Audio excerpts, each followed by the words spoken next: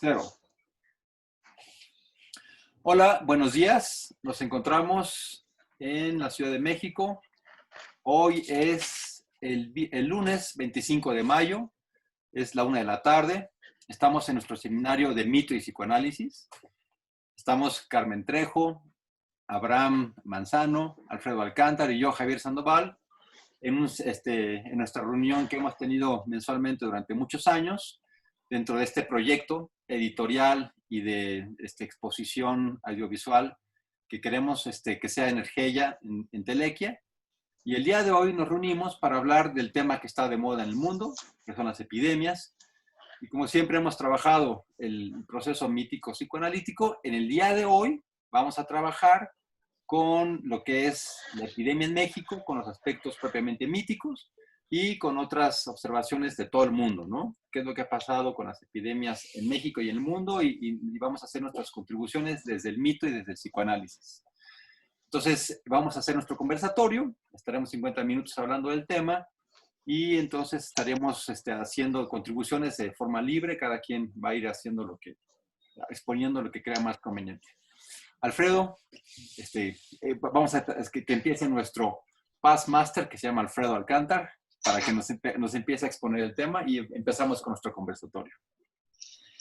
Sí, me voy a referir a epidemias en el México virreinal. Antes de la llegada de los españoles, sabemos que la población indígena estaba dispersa en el país. Había ciudades-estado que se gobernaban. Tenían relaciones intensas, comerciales, religiosas, culturales, pero no se presentaban epidemias en esa etapa.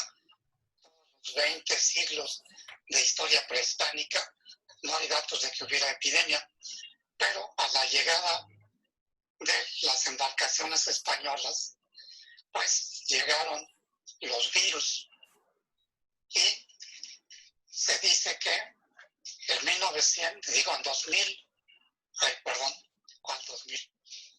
en el año de 1520, cuando el gobernador de Cuba envía una expedición al mando de Pánfilo de Narváez para castigar a Cortés por su audacia, que se lanza hacia Tenochtitlan sin permiso del gobernador de Cuba.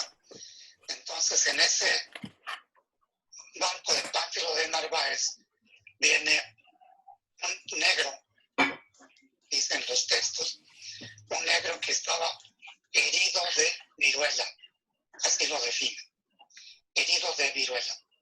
Este negro seguramente era muy resistente porque podía caminar, andaba de pueblo en pueblo con los escasos españoles de Pánfilo de Narváez e indígenas caribeños. Pues contagió a todos los que iba encontrando. Eso fue 1520. Se presentó epidemia de viruela en las poblaciones entre Veracruz y Tlaxcala. Fue en 1519 cuando los españoles sufrieron una epidemia, según lo describe un autor indígena que recoge León Portilla en su libro El reverso de la conquista. Los españoles, después de la noche triste, huyendo derrotados de Tenochtitlan, salen hacia el poniente de la ciudad, heridos, lastimados, pálidos, desnutridos, enfermos, y dan la vuelta, como en el arco norte actual, hacia Tlaxcala, para buscar a sus aliados y conseguir más elementos con los cuales regresar a Tenochtitlan y dominarla, someterla y destruirla. Fue 1521. Pero con la segunda llegada los españoles a Tenochtitlan, venían ya los portadores del virus de la viruela. Esta fue la gran epidemia del siglo XVI que terminó, según las crónicas, de destruir la población, de matar a la población de la Nueva España. Ya para entonces empezaban a decirle la Nueva España, todavía era Tenochtitlan como en destrucción. Pero fue la viruela la que abatió las defensas militares ya muy endebles que tenía la ciudad.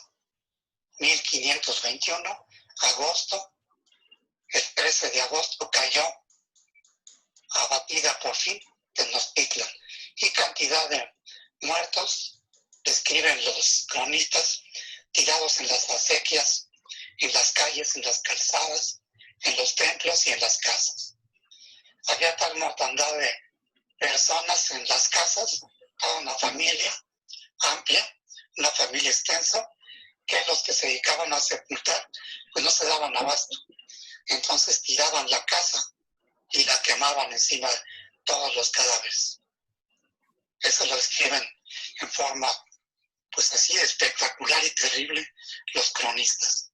Esa fue la primera epidemia en México, Nueva España. Los indígenas le llamaron Hueyzáhuatl o Gran Peste. Hueyzáhuatl es o fue la viruela. No pasó mucho tiempo, sino solamente 11 años, para que otros expedicionarios pues trajeran otra cepa viral, otros virus que provocaron en la población el sarampión. Los indígenas no tenían defensas ni para la viruela ni para el sarampión. Del sarampión también hubo mortandad y todos se enfermaron. Todos sufrieron sarampión, pero no fue tan mortal como la viruela. Por eso a esta peste, a esta epidemia, los indígenas le llamaron Tepitonzáhuatl, o pequeña peste, pequeña epidemia. El Tepitonzáhuatl que también mató a muchísimos habitantes de las ciudades y de las poblaciones lejanas. Debo decir que de viruela murió uno de los Hueytlacuanis después de Moctezuma.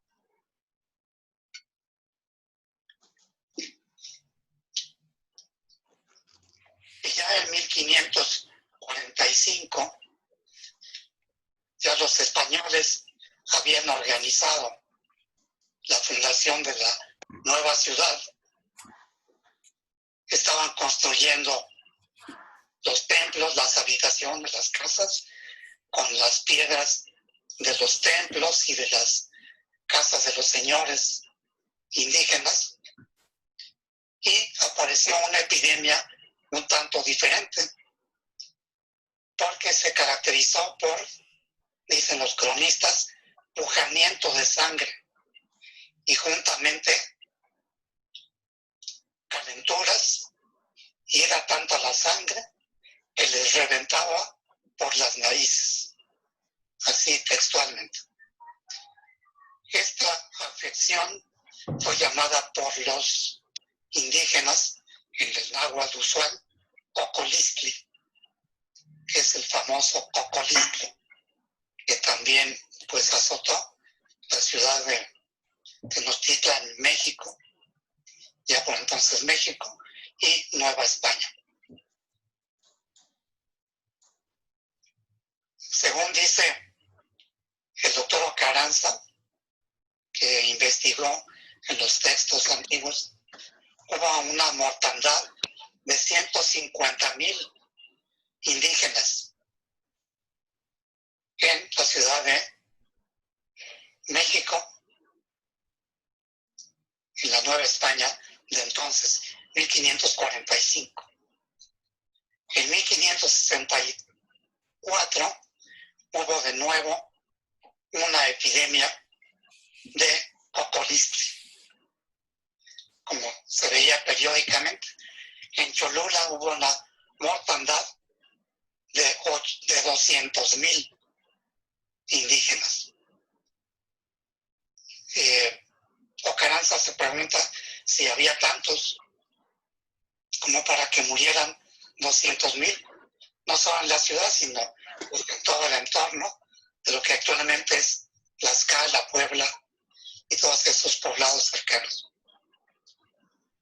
En 1564, ya mejor organizada la ciudad, pues podían tomar medidas de tipo higiénico con el fin de evitar que cundiera pues la epidemia. Volvió a aparecer el cocolistli hasta los años 1576 y 1578. El pujo de sangre, la fiebre intensa, la cefalea y el tabardillo.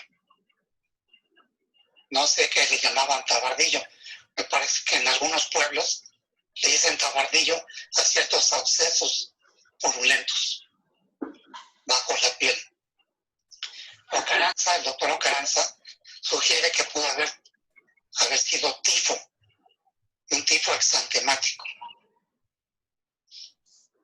Por entonces estaba en la ciudad y en la Nueva España el famoso doctor Francisco Hernández, el protomédico de la Nueva España y de todo el continente, que fue enviado por el rey Felipe II. Él, con conocimientos médicos europeos y con la mente abierta lo suficiente para investigar sobre la medicación que los indígenas conocían a base de las plantas medicinales, las incorporó a su terapéutica.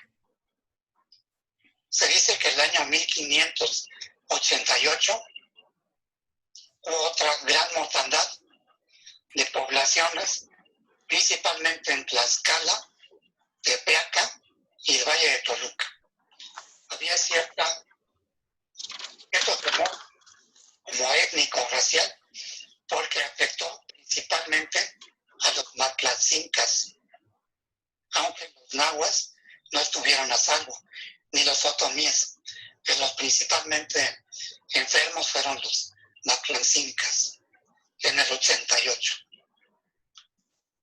A finales de 1595 y 96 ocurrió la última gran epidemia de ese siglo, el siglo XVI, según relata Fray Jerónimo de Mendieta. La enfermedad, además de los pujos de sangre, pinturas en la piel o pintas en la piel, como sarampión, paperas y tabardillo. Fue un cuadro muy complejo que también atacó a miles de habitantes. Pero por entonces, dice Mendieta, los franciscanos ya tenían hospitales. En Texcoco tenían el principal y estaba el virrey al mando, don Gaspar de Fonseca y Zúñiga.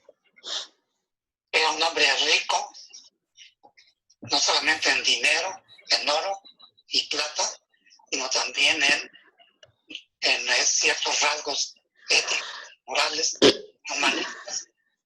Gaspar de Fonseca, el virrey, decidió donar gran parte de sus bienes de ganados para alimentar a los enfermos en el hospital de Texcoco.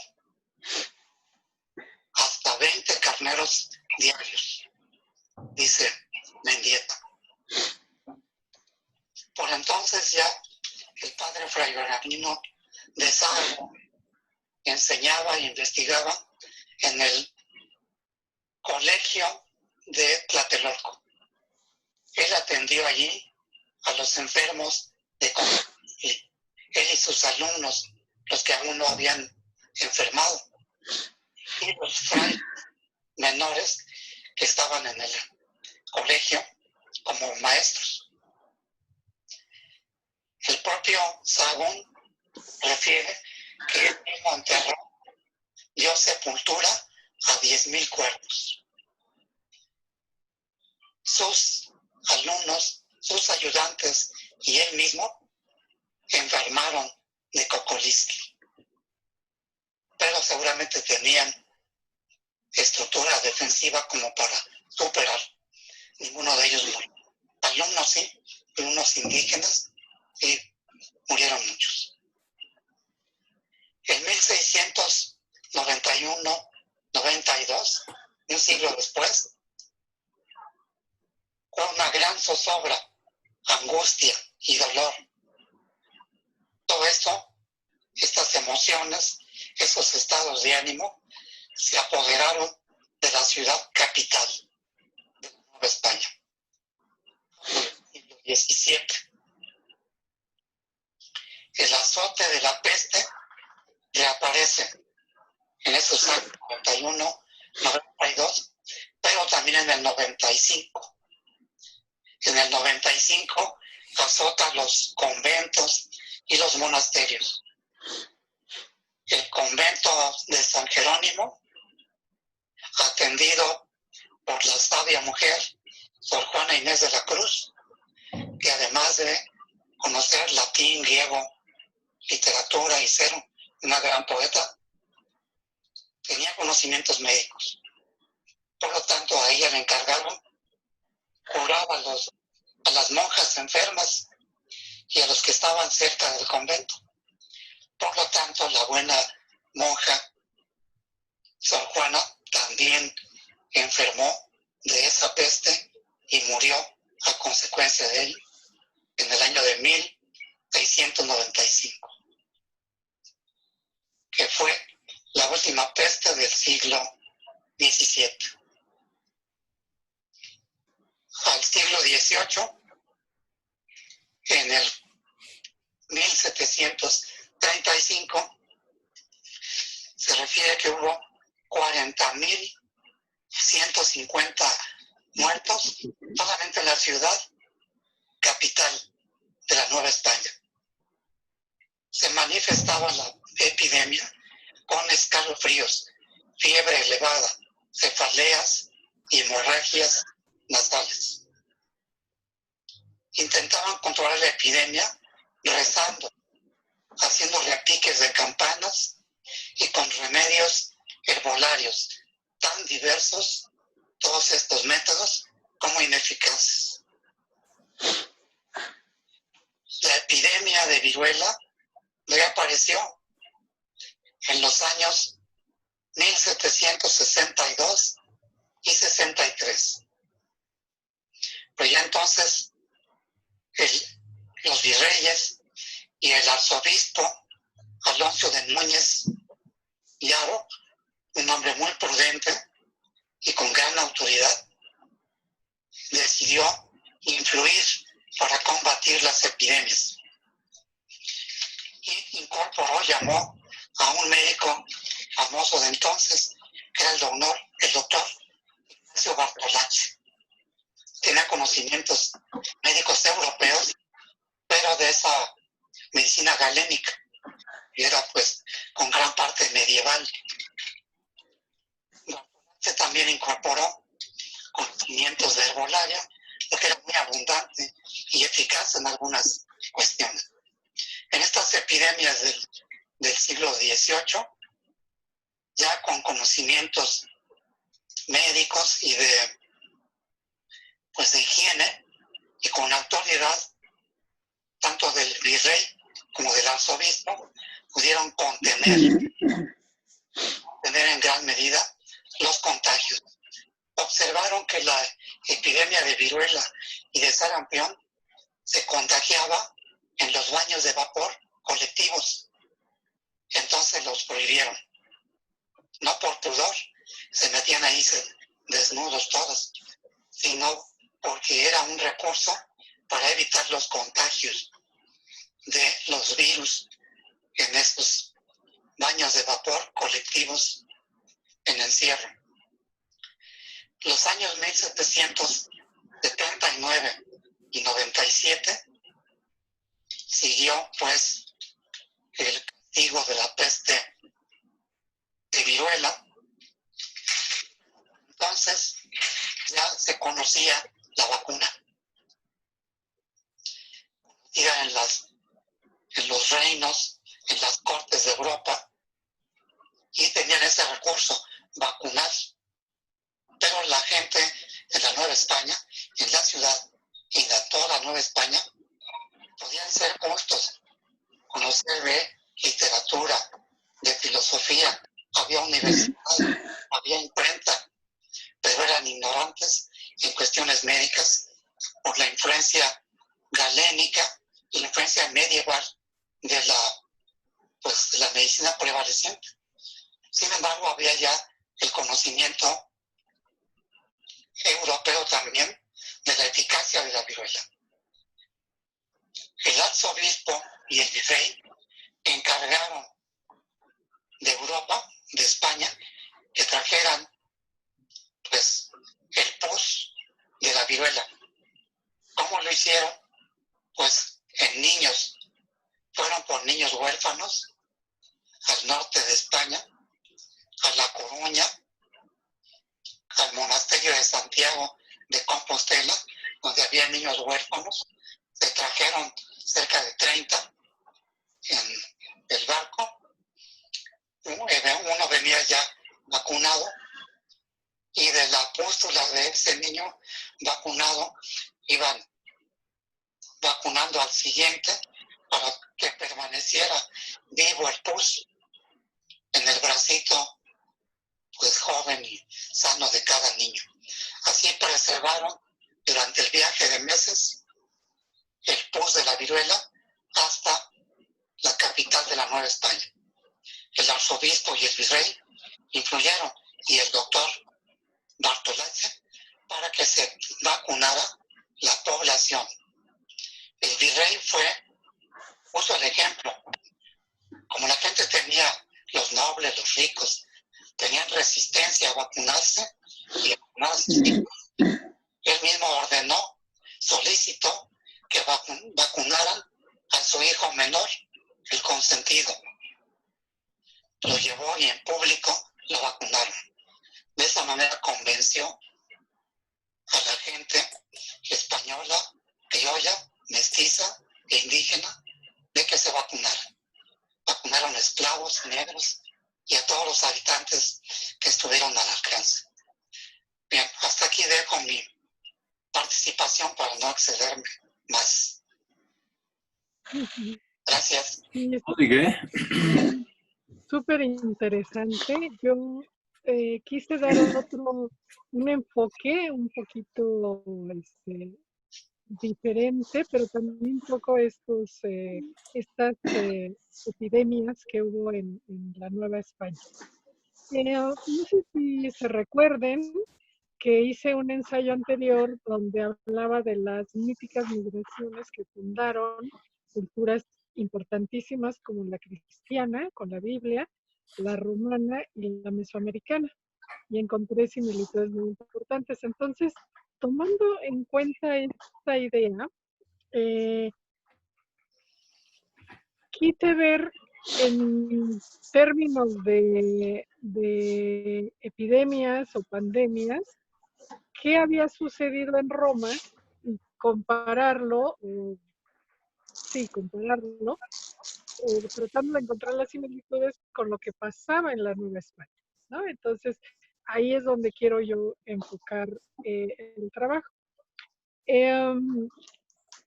Durante el Imperio Romano, y estoy hablando del siglo II, ¿sí? Los habitantes sufrieron una epidemia. Duró del año 165, con altas y bajas, al año 180 de la era cristiana. Esta enfermedad les llegó del extranjero. ¿De qué manera? Los ejércitos romanos hacían incursiones porque estaba el Imperio Romano, ¿no? Querían anexarse más territorios, más pueblos, en fin, era esa época de expansión. Y entonces fueron a Partia. Partia fue una región histórica situada al noreste de Irán, para que tengamos una idea, ¿no? Y entonces fueron ahí, pelearon contra los partos, los derrotaron, pero se trajeron, ¿verdad? Una enfermedad terrible. ¿Sí? Se contagiaron de una enfermedad. Como Roma en general tenía extraordinarios puertos, extraordinarias conexiones, recibía extranjeros de todos los países, entonces rápidamente esa infección se generalizó. Los historiadores refieren que en el pico más alto de la pandemia morían 9,000 personas al día. Los más afectados fueron los soldados romanos, que fueron pues, los que estaban viviendo en cuarteles y con ellos empezó la infección. Podemos imaginar cómo la población general quedó aterrada ante una amenaza de muerte que los dejaba totalmente desprotegidos. Tenían miedo de salir de las casas, el comercio fue cerrado, los médicos no sabían qué hacer. Los romanos recurrían a la magia y a la petición de milagros para tratar de salvar la vida. Escribían salmos religiosos en las puertas para que Dios ahuyentara el mal. El emperador Lucio Vero, que vivió del 130 al 169, y su hermano adoptivo, el también emperador Marco Aurelio Antonio, que vivió del 121 al 180, ambos hijos adoptivos de Antonio Pío, gobernaban en ese momento el imperio. Preocupados por la mortalidad, mandaron traer a expertos de otros países y llegó un médico griego llamado Galeno, que vivió del 129 al 216 y que es hoy por hoy considerado como el príncipe de los médicos por su sabiduría. Esto es algo muy parecido a lo que nos contó hace un ratito Alfredo. Cuento aquí un poco de Galeno, que es una vida fascinante, ¿verdad? Pero por ahorrar un poquito de tiempo, lo obvio, ¿no? Lucio Vero fue emperador del año 161 al 169, año en que fallece a causa de esta peste. Peste se le llamaba a toda enfermedad infecciosa. ¿Sí? Ya estando infectado, huye a otra ciudad, huyendo de la peste, ¿verdad? E impide que Galeno le preste ayuda y muere. Marco Aurelio Antonio entonces queda gobernando solo y fue él el más inteligente y honrado gobernante de Roma. Se le llamaba el filósofo, el sabio. Hizo una constitución basada en la igualdad, gobernó con democracia y desgraciadamente también esta peste lo ataca a él y muere en el año 180. Durante esta epidemia los gastos eran enormes y la inversión en salud agotó el tesoro público. Aún así, Marco Aurelio reorganizó los servicios públicos e impulsó reformas legislativas en favor de las mujeres viudas, los niños, los esclavos. No es cierto, en 171 la plaga disminuye, pero regresa en 180. Mueren infectados la esposa de Marco Aurelio, 8 de sus 13 hijos, el propio Marco Aurelio tras varios días de penosa agonía en el año 180, como ya había dicho. Tras su muerte fue deificado y sus cenizas se transportaron a Roma, ya que murió en lo que hoy es Viena. A esta enfermedad se le conoce como peste antonina, tomando el nombre del propio emperador. También se le conoce como la peste de Galeno. Fue devastadora en Roma y se extendió a toda Italia y parece que llegó hasta las Galias. Los síntomas de la enfermedad eran fiebre muy elevada, ardor de ojos y boca, enrojecimiento de la piel, pústulas, tos violenta, aliento fétido por las pústulas en la boca, delirios febriles y muerte en 7 a 9 días. Hoy se considera que el agente infeccioso puede ser el virus de la viruela, el variolavirus, surgido en las poblaciones humanas en torno al año 1000 a.C. Aunque también otros investigadores consideran que pudo ser el virus del sarampión, específicamente de la familia Paroxiviridae del género Morbillivirus. La virulencia fue enorme, así como la tasa de mortalidad del 30% en los 9 años que permaneció, provocó la muerte de 5 millones de personas, 9,000 muertes al día, un tercio de la población romana. Hizo desaparecer gran parte del ejército y debido a ello se piensa que fue uno de los causas de la caída del Imperio Romano al provocar una crisis económica y modificar la estructura de la economía urbana y rural. Las tradiciones romanas sufrieron cambios profundos y todo ello llevó a que el cristianismo se extendiera por todo el territorio. Al parecer, este fue otro aspecto que contribuyó a la caída del imperio. Ahora vamos a Nueva España o a Mesoamérica en el momento en que es conquistada. En el momento de la llegada de los conquistadores españoles a Mesoamérica, portaban varios agentes patógenos, bacterias y virus nuevos para la población indígena y para los cuales no había defensas. Hago una breve descripción para contrastarla con lo que ya vimos de Roma. El Huizahuatl, que significa gran peste, como ya lo dijo Alfredo, fue uno de ellos, ¿no? Este se considera que fue viruela, ¿no? Este padecimiento. Y está el topitonzáhuatl, que es la pequeña peste, que se piensa que fue causada por el sarampión. El cocoliztli, que escuché, no tengo la referencia escrita, pero lo escuché en la radio, que viene del náhuatl, de la raíz coco, que significa perro.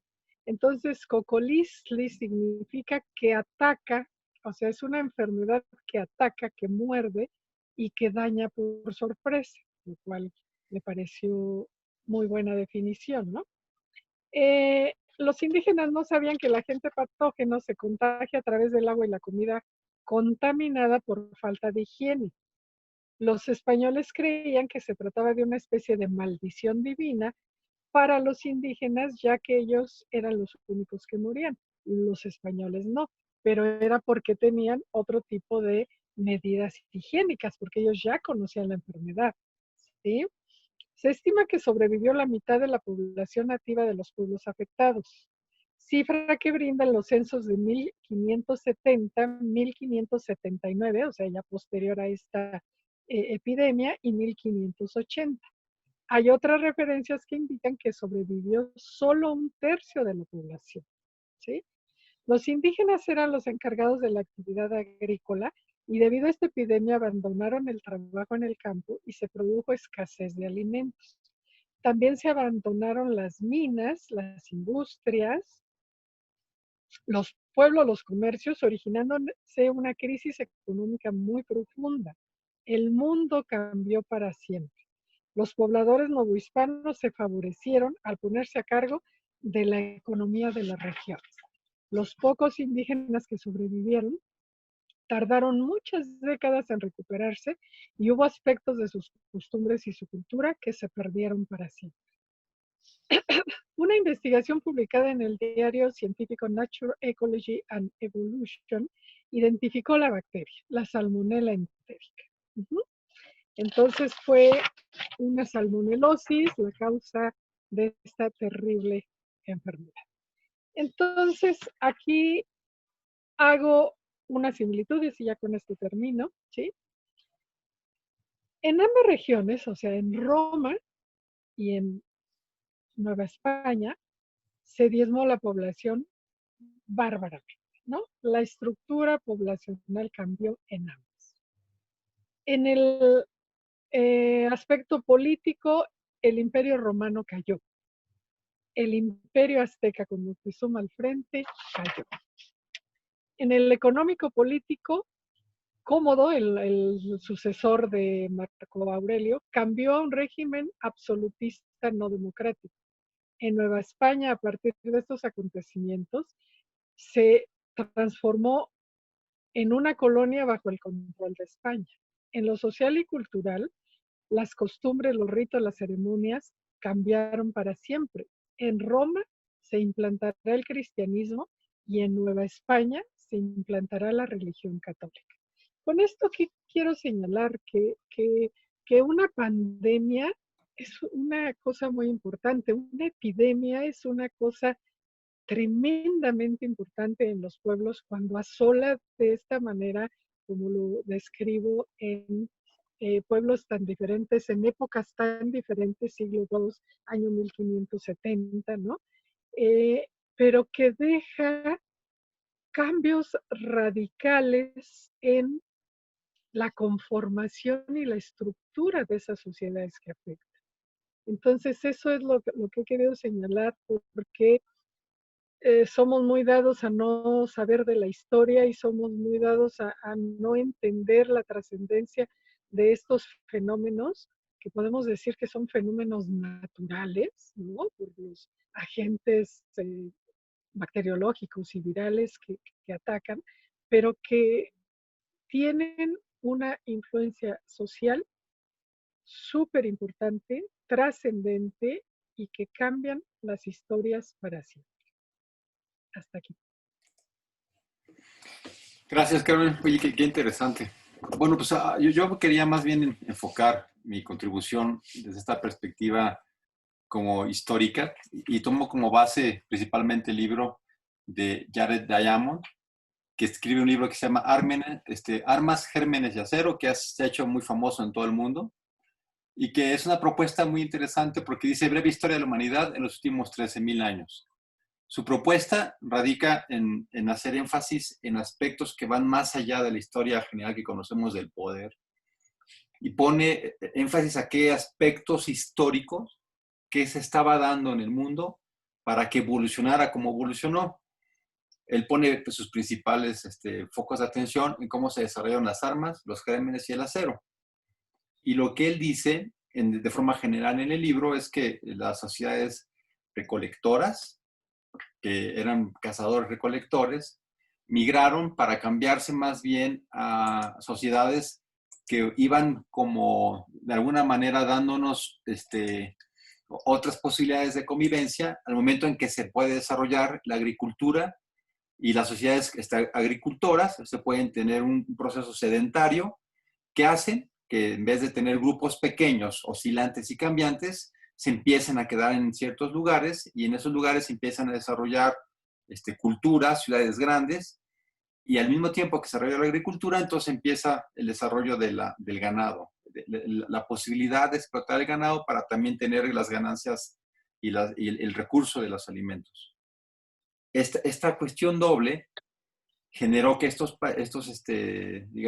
países o estos lugares conformaran las posibilidades tecnológicas y de formación educativa más importantes y desarrollaran toda una cultura que les permitió desarrollar posteriormente tecnología para hacer acero y para desarrollar armas, que les dio más capacidad de destrucción, en comparación con las sociedades que se mantuvieron como de una forma más nómadas o en un contacto con mayor equilibrio con la naturaleza. Yo aquí, esa es la idea general del libro, y aquí nada más quería hacer como una interconexión con las ideas de Dussel, que ha estado trabajando tanto, ¿no? La liberación de América en el sentido ideológico, y que él pone énfasis en que toda esta tecnología que admiramos y que nos ha dado control del mundo, nos ha dado otros problemas, porque al mismo tiempo que nos ha dado la posibilidad de dominar al mundo, también nos ha llevado a que las culturas que tienen más respeto ecológico, que viven en un equilibrio ecológico mayor con la naturaleza, son sociedades que no han tenido este desarrollo en las armas y que han invadido otros lugares, ¿no? Sino que se han mantenido más en ese equilibrio y sobre todo sin hacerle daño a la ecología, ¿no? Con un equilibrio ecológico mucho mayor, sintiéndose parte del sistema ecológico y no dañando, o no usando la tecnología para sacar un provecho y de alguna manera tener como una posibilidad de mantener los siglos con un sistema de equilibrio con la naturaleza.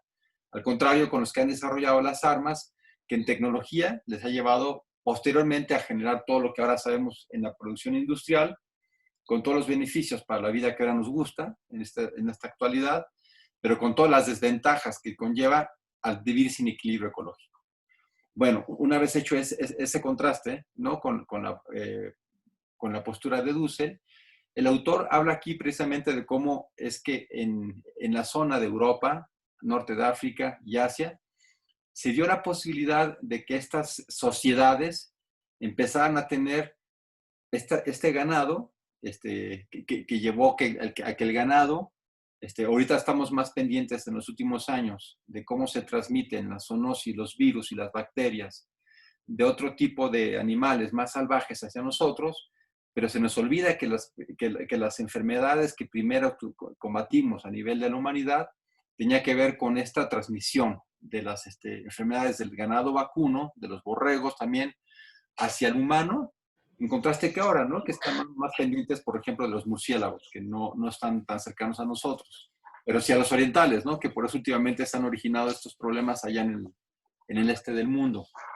Y acá, por ejemplo, cuando habla de esta transformación de la forma de convivencia, nos pone la referencia a las principales enfermedades que hemos tenido a lo largo de la humanidad y cómo precisamente el sarampión procede del ganado vacuno, llamado tifus bovino. La tuberculosis también procede del ganado vacuno. La viruela también procede del ganado vacuno, de ahí el nombre de vacuna, por cierto. Y la gripe procede de los cerdos y los patos, la tosferina de los cerdos y los perros, y la malaria de las aves. No está muy claro si es gallinas o patos, pero son los animales domesticados, ¿no? Y estas enfermedades que nos tuvieron mucho tiempo enfermos a la población en Occidente y luego también en Oriente, pues vienen precisamente de los animales con que se convivían, ¿no? Esta zoonosis donde vamos compartiendo de un animal a otro. Luego también hace énfasis, digo, eso es bien interesante porque nosotros que estamos en México estamos hablando más de esta epidemia mexicana, pero él que tiene una visión más internacionalista, pues parecería ser que no hay otro ejemplo tan claro de cómo es que la historia se ha influido a través de las infecciones y los gérmenes, como es la conquista de México y de Mesoamérica y de Sudamérica, y también de Norteamérica. Él habla precisamente de todo el mundo, pero habla cómo no hubo mayor destrucción de la humanidad a través de los gérmenes como el que se dio con la conquista de América, por medio de los gérmenes. Porque aquí el autor habla de cómo es que cuando llegan los españoles a la zona de Mesoamérica, pues empiezan a decir todo esto que ya nos dijo muy bien Alfredo, que además esta es otra fuente que lo tengo, que ciertas poblaciones de Tabasco desaparecieron al 100% en cuanto llega la viruela, que es por donde entra precisamente Pánfilo de Narváez. Digo, entra por el Caribe, pero van dando la vuelta. Y que en ese periodo, digamos, estas primeras enfermedades, él calcula que sea la mitad de la población indígena la que desapareció dada estas enfermedades. Este primer bote que hubo, ¿no? Entre la viruela y el sarampión. Y la otra es que también habla de la parte práctica, que luego se nos olvida, ¿no? Ahora que tenemos la epidemia, está la gente clara de que cuando hay un enfermo en casa, todo el sistema cambia, o cuando son todos los enfermos, ¿no? Pero ya además de lo que decía Alfredo, de cómo se quemaban a las gentes, pues eso dificulta que un pueblo se pueda organizar para defenderse y para armarse precisamente ante una invasión. Es decir, no solamente es la cantidad tan grande de muertos, sino también lo que implica en la organización del territorio. Y todo este aspecto, digamos que puede ser que se dé atrás, ¿no? Yo no tengo conocimiento de referencias claras, pero que muy probablemente en el imaginario social indígena, cuando veían que ellos eran infestados todo este siglo con enfermedades procedentes de Europa y a los europeos no les afectaba, pues el imaginario social muy probablemente tenía un impacto muy grande para poder valorarlos a ellos en función de que ellos no se enferman y que ellos padecen toda esta enfermedad. Y luego hace la contabilidad de cuántas gentes murieron a través de estas primeras epidemias, los primeros siglos, los primeros 2 siglos. Y dice el autor que para el Nuevo Mundo en su conjunto el descenso de la población india en los 2 siglos siguientes a la llegada de Colón se calcula en hasta 95%. O sea, digo, con cantidades es evidente ver la destrucción y la importancia histórica de los gérmenes, ¿no? Y tal vez si estamos enfocándonos principalmente en esta situación de Mesoamérica, pues queda evidente cómo pasó esto en Mesoamérica, ¿no? Sin embargo, el autor no deja de revisar que también pasan muchas de estas cosas en otras conquistas de otras partes del mundo. Y habla también de cómo los gérmenes euroasiáticos llegaron precisamente a los pobladores del Pacífico, principalmente con los aborígenes australianos y de los pueblos Khoisan, que son los ototontes y boquismanos de África Austral, y causando precisamente esta destrucción. Y también habla, por ejemplo, de la población, la población india en la isla de la Española, que descendió desde unos 8 millones en la época en que llegó Colón en 1492 a 0. O sea, ahí acabó con todos, pues, en 1535, pues.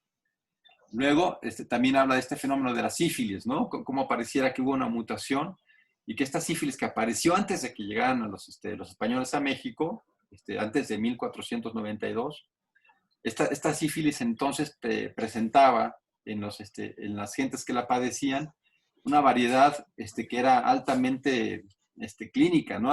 Altamente manifestadora de síntomas, porque daban provocaban pústulas a lo largo de todo el cuerpo, desde la cabeza hasta las rodillas, y después fue hasta 1546, en que probablemente sí hay una mutación, probablemente, para una variedad mesoamericana en función pues ya del contagio que hubo con Mesoamérica, y que entonces ya se conoce como lo actualmente conocemos a la sífilis, ¿no? Con estos síntomas inicialmente el chancro primario, después a nivel ya secundario y luego a terciario a nivel del sistema nervioso. Sin embargo, digamos, estas mutaciones pareciera ser que es el único regreso, ¿no? Porque lo que llama la atención en ese sentido es cómo es que en América no hubo una exportación de muertes hacia Europa tan importante como la hubo hacia dentro de América, ¿no?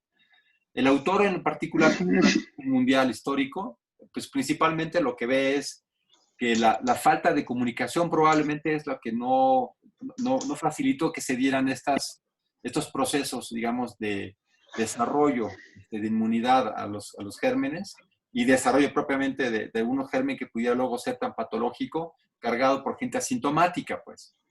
Y bueno, digo, es una propuesta interesante, ¿no? Porque aunque sabemos que llegaron mucho después, por el estrecho de Bering, los habitantes del Nuevo Mundo, aún así fue un tiempo suficiente como para haberse desarrollado algo, pero aún así la diferencia que hay en los lugares donde se encuentra, pues marca una gran diferencia y eso lo estamos viendo actualmente, ¿no?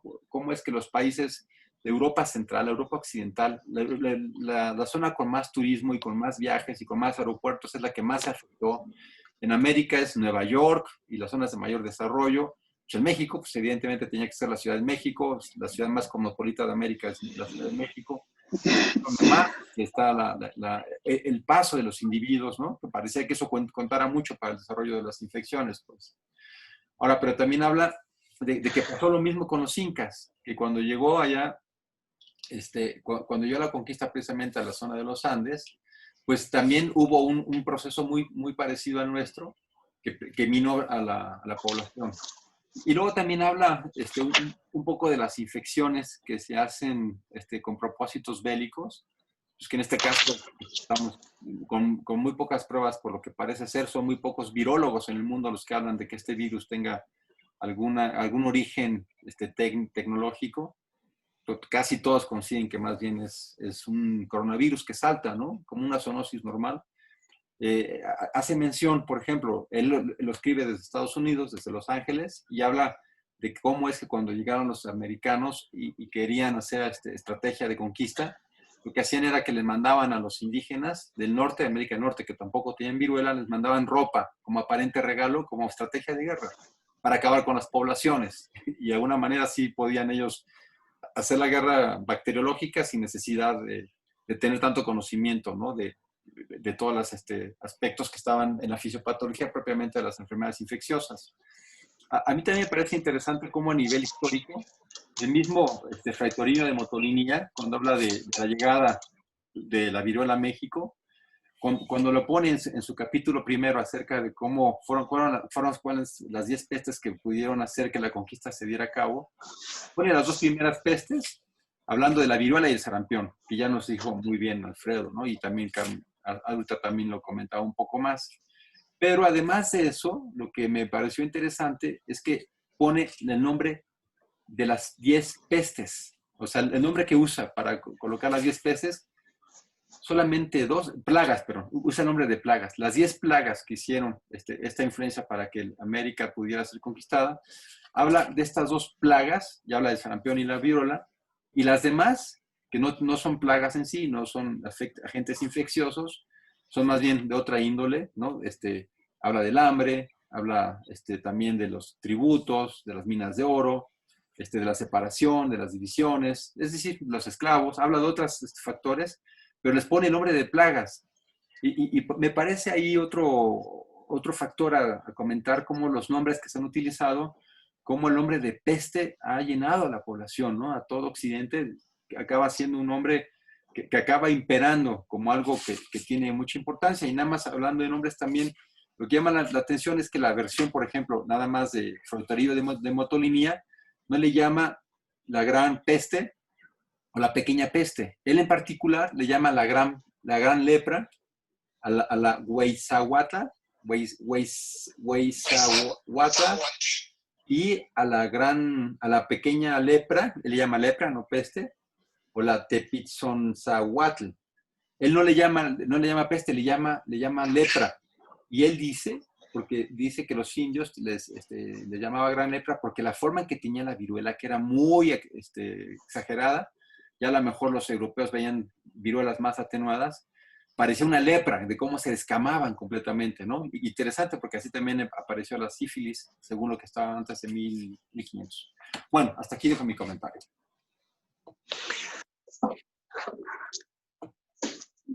Bueno, muy interesante, ¿no? A mí me gustaría dar paso a 2 ideas. Una de ellas es cómo en el momento durante toda la época, todas las épocas que han descrito, hay una relación entre las enfermedades y la lesión económica y el reacomodo político vía la religión, ¿no? Ahí es donde queda la sensación de desprotección del hombre en relación a la naturaleza misma, y lo tiene que llevar necesariamente hacia la sensación de protección y de mitos y de toda esta parte. Otra circunstancia que me hace pensar es esto de que la enfermedad no proviene del sujeto hacia el exterior, sino viene del exterior hacia el sujeto, ¿no? Y aquí queda claro cómo las personas que tenían inmunidad no se explicaban por qué los que no tenían inmunidad, pero aparte tenían condiciones socioeconómicas más desligadas de la higiene, eran quienes más padecían las enfermedades en la Nueva España, ¿no? Esto es algo muy importante. Otra cosa muy importante es el uso de los menores de edad a lo largo de la historia, ¿no? Aquí el relato es que cómo tienen 30 niños para mantener una cepa de viruela viva, ¿no? La van pasando de uno a otro, hasta llegar acá. Y en algunos aspectos, en la Primera Guerra Mundial y otras guerras previas, los niños eran enviados a caminar en campos minados, ¿no? Para detectar las minas. Entonces yo creo que durante todas las grandes pestes o plagas, ha habido siempre una observación muy clara al respecto de la población adulta y muy soslayadas hacia la población infantil. Por ejemplo, la población infantil siempre ha estado allí, siempre se le ha visto, pero pocas veces se le ha mirado, ¿no? Escapa a los fenómenos sociales más importantes. Por ejemplo, viene el Internet, ¿no? Y entonces trae muchísimas bondades, pero también trae pornografía infantil, ¿no? Viene el turismo y despega una parte del turismo, por ejemplo, en México, y trae aparejado el turismo sexual infantil. Bueno, entonces esto es una manera muy importante para poder definir cómo hay fenómenos repetitivos a lo largo de toda la historia que tiene que ver con los aspectos sociales, económicos, que van a repercutir necesariamente en los aspectos psicológicos de una comunidad, ¿no? Eso es lo que quisiera yo comentar. ¿Cómo ven? Súper interesante. Yo, pues, simplemente cerraría el comentario con la trascendencia de las pandemias, ¿no? Sería como tratar de reflexionar sobre esa trascendencia, nada más. Yo quiero comentar lo que dice Abraham y lo que mencionó Fray Toribio de Benavente Motolinia. Las plagas también son de carácter ético, moral. Benavente, el maestro Motolinia, Fray Toribio, menciona dos grandes plagas biológicas, viruela y sarampión, o Izáhuatl y Tepitonzáhuatl. Pero las 8 siguientes son de carácter social, cultural, ético, moral, producido en la sociedad por los seres humanos. Como esto que dice Abraham respecto pues al trato con los niños, al abuso, tanto en el trabajo o sexual con los niños. Eso es algo terriblemente inmoral y es un producto social de la decadencia de la humanidad. Es solamente lo que quería señalar. Bueno, ahora sí que el tiempo es el peor enemigo, entonces nada más Abraham, por favor, para que cerremos. Sí, no, nada más la despedida. En todas las religiones, en todas las culturas, en todas las épocas, siempre ha habido rituales de despedida. Y en México estamos viendo que esta parte de la no despedida, de no poderse despedir como quisieran de sus familiares, tiene una consecuencia traumática en cuanto a la elaboración de la despedida. Y acá recordar lo que para los aztecas era la muerte y el gran viaje acompañados de su perro y algunos objetos. Entonces, ahora hasta eso mismo se está viendo afectado. Era lo que quería agregar. Importantísimo. Bueno, ahora sí que es cuestión de tiempo, ¿no? Creo que hay mucho que seguir discutiendo, pero tenemos que cerrar el día de hoy. Pues muchas gracias por habernos escuchado. Hasta luego.